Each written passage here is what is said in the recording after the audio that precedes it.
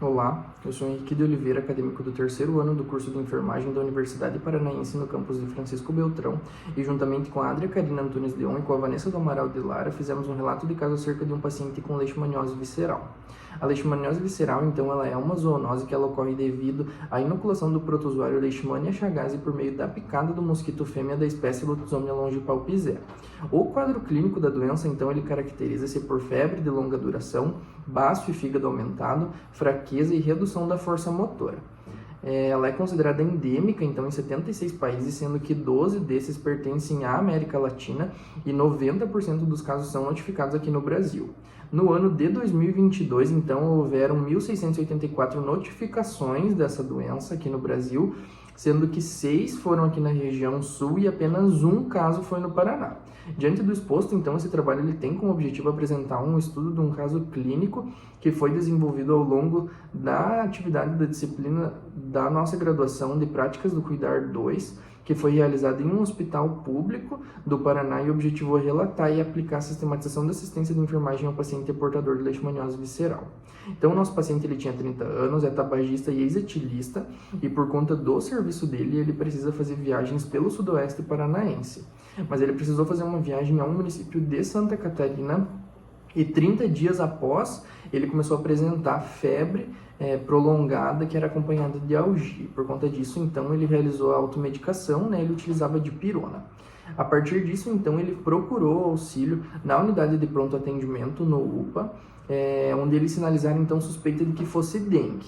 Foi feito o exame, então, e foi negativado, e a partir disso, então, ele procurou pelo menos outras 8 vezes com a mesma sintomatologia. Aí, avaliando o histórico clínico dele, eles solicitaram uma tomografia, onde trouxe, então, o achado da esplenomegalia. Por conta disso, então, eles encaminharam para o Centro Regional de Especialidades, que é o CRE, para acompanhamento com um médico infectologista. A partir do início dos sintomas, levaram-se 45 dias para consolidar o diagnóstico. Após essa consolidação, então, ele foi encaminhado para a internação hospitalar, onde ele foi admitido no dia 12 de outubro de 2023.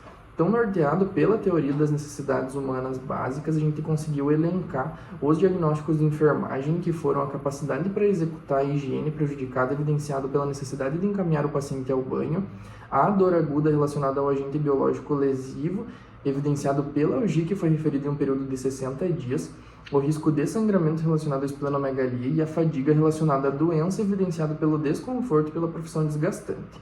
Então, o diagnóstico de enfermagem ele é a parte constituinte do processo de enfermagem, que é como a gente consegue sistematizar a assistência prestada, né, que é respaldado pela Resolução 358 de 2009 do Conselho Nacional de Enfermagem, onde ele assegura que o profissional enfermeiro é privativamente responsável pela organização e o planejamento da assistência prestada. Além disso, então, ele incumbe aos técnicos e aos auxiliares a implementação dessas ações sob a supervisão e orientação do enfermeiro. Então, o diagnóstico de enfermagem ele é uma das formas que a gente consegue verificar as necessidades humanas básicas que estão deficitárias e que necessitam de um amparo para que a gente consiga interromper essa disfunção. Além disso, a gente consegue diferenciar as prioridades no atendimento, né?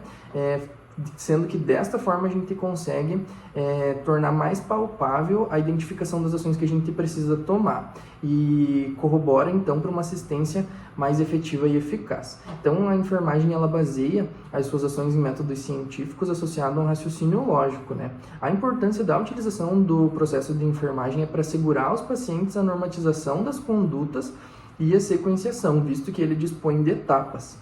Além disso, a gente consegue mensurar a evolução tanto do paciente quanto da assistência. Durante o processo de enfermagem, então, a gente visualiza a necessidade da padronização tanto nas etapas do processo quanto nas nomenclaturas, para a gente conseguir visualizar a real situação do paciente, né? E fazendo então com que a gente consiga uma melhora na qualidade da assistência e um aumento da visibilidade e da consolidação da enfermagem como uma ciência. Então, a leishmaniose visceral ela apresenta casos em diversas faixas etárias com agravos e riscos reais e que, se o paciente não for tratado corretamente, ele pode evoluir ao óbito.